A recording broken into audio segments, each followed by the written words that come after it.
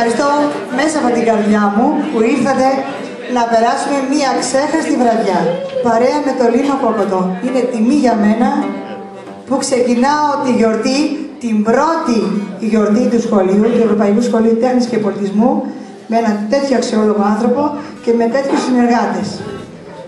Το λέω αυτό γιατί το φλάουτο πίσω και ο καθηγητής μας, ο κύριος Μανώλης Φιλιππάκης, ήταν στην πρώτη μου γιορτή πριν από 15 χρόνια. Τα παιδιά μου ήταν μικρά. Σήμερα είναι εδώ δάσκαλοι και μας πλησιώνουν στη γιορτή. Θα την αφιερώσω σε όλους εσάς που επιμένετε κοντά στους καιρούς να κρατάτε αξίες και να πιστεύετε στα σχολεία που πραγματικά έχουν υπόσταση. Θα δώσω το λόγο όμως στον Μανώλη Φιλιππάκη να σας πει δύο πράγματα. Σας ευχαριστώ και πάλι. Καλή διασκέδαση!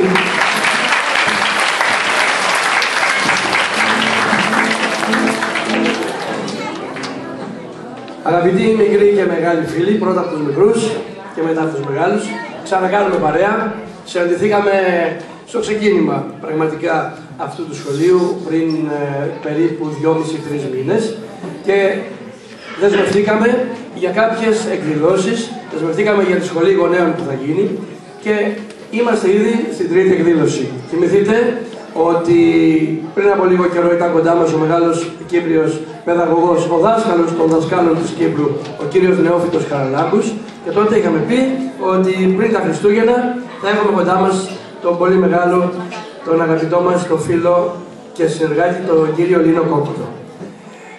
Ίσως κάποιοι δεν τον πίστεψαν, ίσως κάποιοι το θεώρησαν υπερβολή, όμως, να, εδώ είμαστε παρόντες με τα τραγούδια και με τον ίδιο τον Λίνο Κόκοτο να γιορτάσουμε 100 χρόνια από τη γέννηση του Οδυσσέα Λύτη. Δεν θα κουραστούμε καθόλου. Απλά στα διαδικαστικά θέλω λίγο να μείνω. Πώς θα λειτουργήσει η βραδιά? Η βραδιά δεν είναι στημένη. Δεν έχουμε δηλαδή ετοιμάσει ένα πρόγραμμα. Πρώτο, δεύτερο, τρίτο, πέμπτο, δέκατο τραγούδι. Τα παιδιά έχουν μάθει αρκετά τραγούδια. Θα τα ρωτάμε. Αυτοί είναι οι πρωταγωνιστές. Παιδιά, ποιο τραγούδι λέμε τώρα? Ό,τι πούν τα παιδιά, η ορχήστρα μας είναι έτοιμη και όλοι μαζί για να τραγουδάμε. Το έχετε ξαναδεί αυτό? Δεν το έχετε ξαναδεί? Θα το δούμε σήμερα. Μετά που θα τραγουδήσουν τα παιδιά, υπάρχει η θέση των μεγάλων παιδιών. Θυμηθείτε ότι την περασμένη φορά με τον κύριο Νεόφυτο τον Χαραλάμπους κλείσαμε με τραγούδια αγάπης.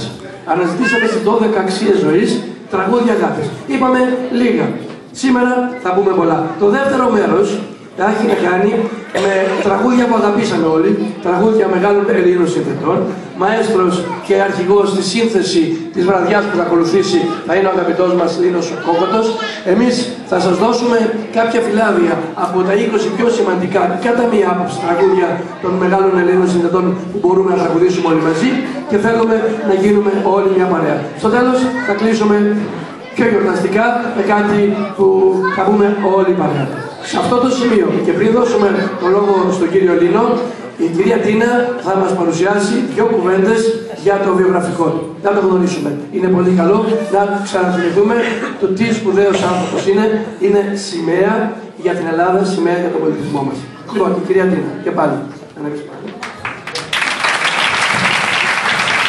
Άντε και πάλι, γεια σας.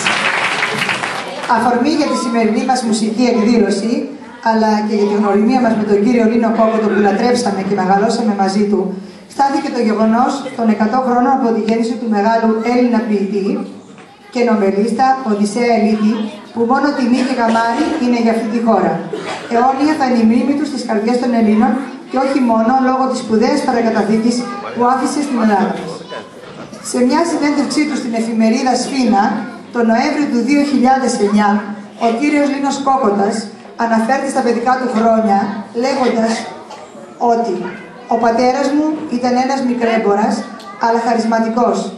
Η μητέρα μου, μια υπέροχη γυναίκα κοντά στον πατέρα μου και κοντά στο μικρότερο αδερφό μου. Το σπίτι μας ήταν πλήθυνο, αλλά με πολύ ανθρώπινη ζεστασιά. Φτώχεια, αλλά είχαμε αγάπη. Όλη η γειτονιά είχε φτώχεια και αγάπη. Έμπαινε ο ένας στο σπίτι του άλλου, χωρίς διατυπώσεις και τηλεφωνική προειδοποίηση, όπως σήμερα. Αυτό λοιπόν τον τόσο ευαίσθητο και κοντά στα παιδιά άνθρωπο έχουμε την τιμή να φιλοξενούμε σήμερα εδώ στο Ευρωπαϊκό Σχολείο Τέχνης και Πολιτισμού. Γεννήθηκε στο Αγρίνιο, αλλά μεγάλωσε στην Αθήνα. Η πρώτη του γνωριμία με τη μουσική έγινε μέσω ενός ακορντεόν κάποιου φίλου. Δύο από τα τραγούδια του, «Το μικρό παιδί» και «Το ένα απόβραδο», στάθηκαν η αιτία για την πρώτη του μικρή δισκογραφική δουλειά στην εταιρεία Λύρα του κυρίου Πατσιφά.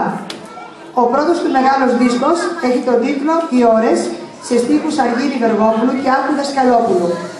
Τα τραγούδια του δίσκου ερμηνεύουν Γιάννης Πουλόπουλος, Γιώργος Ζωγράφος, Ρένα Κουμιώτη και Μιχάλης Βιολάρης και πάρα πολλοί άλλοι Έλληνες τραγουδιστές. Ελπίζω να τους φιλοξενήσουμε μια μέρα, κυρία Νίνο, στο σχολείο μας, κατά την τιμή. Το 1973 ο κύριος Λίνος Κόκοτος μελοποιεί τον κύκλο του Οδυσσέα Ελίτη «Θαλασσινό Τριφύλι», που αποτελεί σταθμό στον χώρο του έντεχνου λαϊκού τραγουδιού. Το 1976 γράφει τη μουσική στο παιδικό θεατρικό έργο του Γιώργου Αρμένη, «Το όνειρο και οι περιπέτειες του Τζιτζίρι». Το 1978 συνεργάζεται με τον μεγάλο ποιητή Δημήτρη Χριστοδούλου και τον επίσης μεγάλο ερμηνευτή Νίκο Ξυλούρη για τον δίσκο με τίτλο «Αντιπολεμικά». Δεν είναι λίγα τα έργα του. Ο κήπος, ο αποχαιρετισμός, ζωγραφιές και χρώματα, να ήταν η ζωή τραγούδι, το ποτάμι, τραγούδια που ακούγονται και τραγουδιούνται ακόμα και σήμερα. Το Δελφινοκόριζο, το γειτονάκι μου, κόρη του γυαλιού, όσα δεν βάζει ο λογισμός και τόσα άλλα. Ανάμεσα στους ανθρώπους με τους οποίους συνεργάστηκε είναι ο Μάνος Λοΐζος, ο Μανώλης Μητσιάς, η Δήμητρα Γαλάνη, η Γλυκερία Σωτηρία Μπέλου, ο Νίκος Ανδρουλάκης.